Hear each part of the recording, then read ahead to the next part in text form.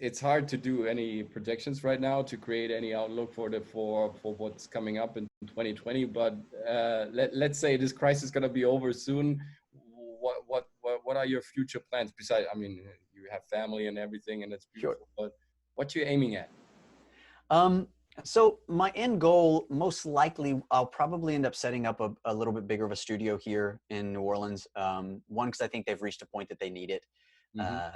So when I first moved back, literally Louisiana was known where the place where films go to die. That was that was what they used to say. So I'm like, oh, okay, That's great. cool. So when I first moved back, I kind of set up the same style of studio that my coach had set up for me, because it was wonderful to be able to go somewhere Mm-hmm. 5-6 days a week to continue learning, training, observing, being with those, getting in the frequency of that everyone else is in. Because again, the more I'm around it, the more it rises, right? Mm-hmm. So I want to open back a studio that can also run without me to an extent, and I can come in and do master classes, etc. But I want a studio that yeah, I want them to be able to come here and have 5 days a week where they're paying for 1 day a week, but they get to go sit in all these master class, the advanced class, the whatever it is for Very free. generous, Because man. That's very. oh my God, that's where I learned so much.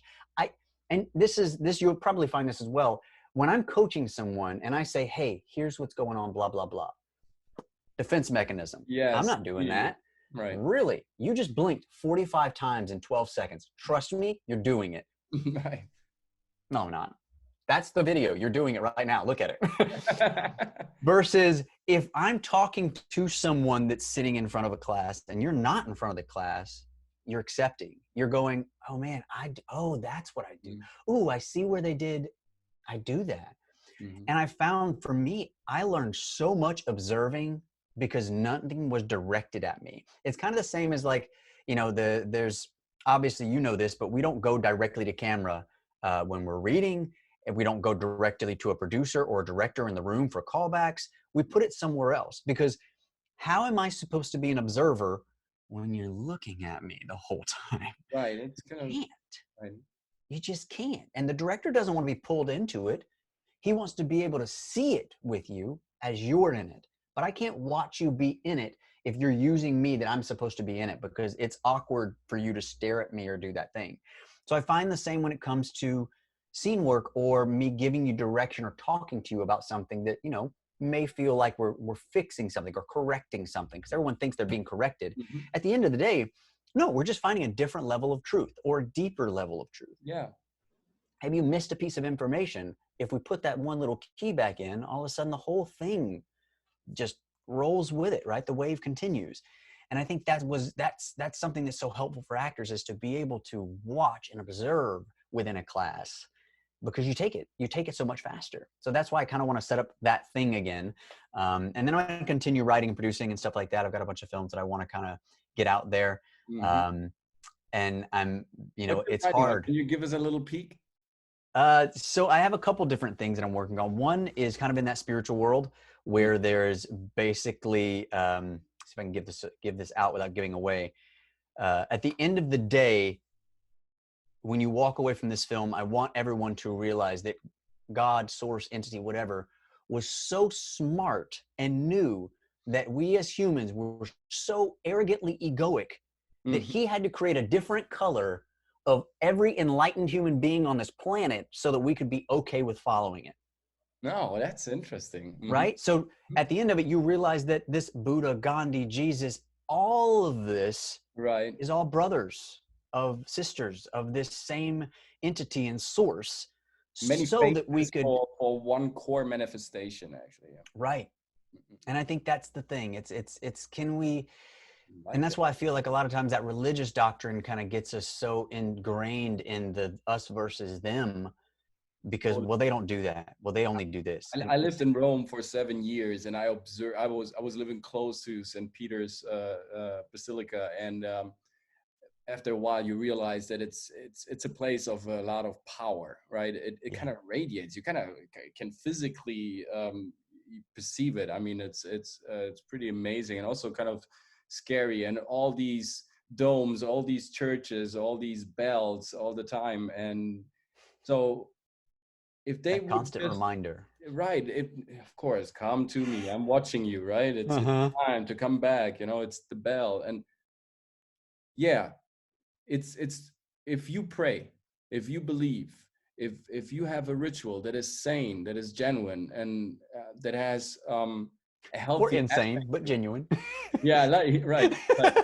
Healthy. Let's say healthy. Healthy, yes.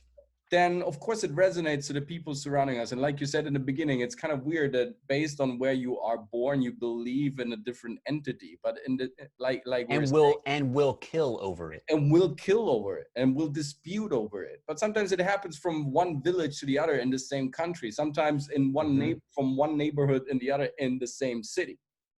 So Yeah. spirituality can definitely show us that if we are just admitting to ourselves that in the end, what is it that we all want?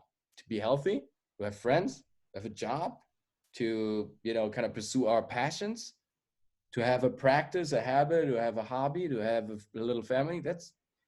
We are not different. Yeah. And we just, once we embrace the different manifestations and admire them and learn from them and kind of also, you know, take something out of their system and, you know, implement it in our system and see, wow, this is great. This works for me. Definitely. Maybe Yeah. I can give him something new that will work for his system, that will work for his environment, his organism. Then we can all get richer through the experience instead of being divided by it. Because Right. in the Could you imagine performance, if we all came together with all of our interesting, cool, new ways to approach this world? Well, and I mean, obviously, this is a whole nother conversation in the US sure, because sure, sure, we sure. have so much crap and laws in place that stop creativity and, you know, hold back advancements, et cetera, et cetera. We're not going to go into that. We don't have that kind of time. But yes, and what you were saying earlier when you were saying that finding that humor within spirituality, Mm-hmm. I find that the more enlightened a human being is, the more they stay in that thing, that Mm-hmm. humor. Mm-hmm. Because let's get real. Life's over. That's it. That's The it. smallest That was your blink. thought. And if you've gotten to the point that you understand this totality of what this is connected with source, and you know, I'm a piece living this experience Mm, throughout the same full thing, we're all this one entity enjoying itself, right? right. When you get to that level and realize, hold on, I just had a 20-minute argument over you not putting cheese on my sandwich. I really have time for something like that? Wow. Like, if you can't, I think the more enlightened, the more humor you find, Yes, because you realize yes. at the end of the day, this doesn't matter. I I Sorry. I practice Wing Chun and Me my too. Are you yeah. joking? No, really? You too, Wing Chun? I'm Beautiful. sending you a video when we get off. I built a Wing Chun dummy myself that is Really? like movable Oh, amazing. spring-loaded hands. Unfortunately, here I don't have enough space. My wife is already like, no, I know when we move to a bigger place, you're gonna have your Wing Chun dummy somewhere. It's like, yes, You yes, should yes. probably go like, oh God, you guys never should talk again. No, no, please. Let's stop this right now. So yeah, and the elderly masters, like if you look at Oriental Buddha statues, like look at Roman, you know, Catholic statues of saints. They're never smiling. They're always grim. They're always severe. They're always stiff. Mm-hmm. Look at the The Oriental disapprovement. representation. Right. They judge you. It's the watcher, right? And if you go to the Oriental aspect of the God manifestation, those statues, they usually smile. Mm-hmm.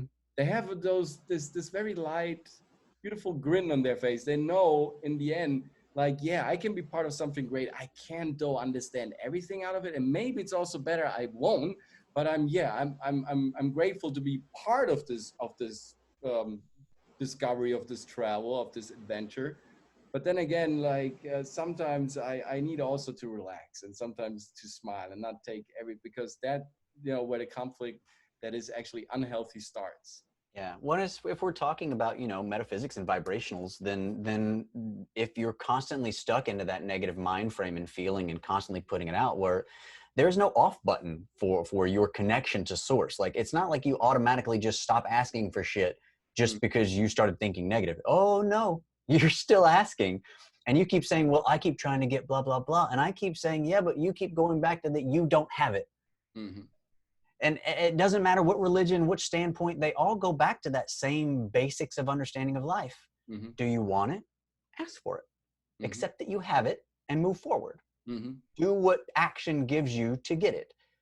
But as soon as you start going into the lack thereof, we're pushing it back. We're pushing and pushing. Yes.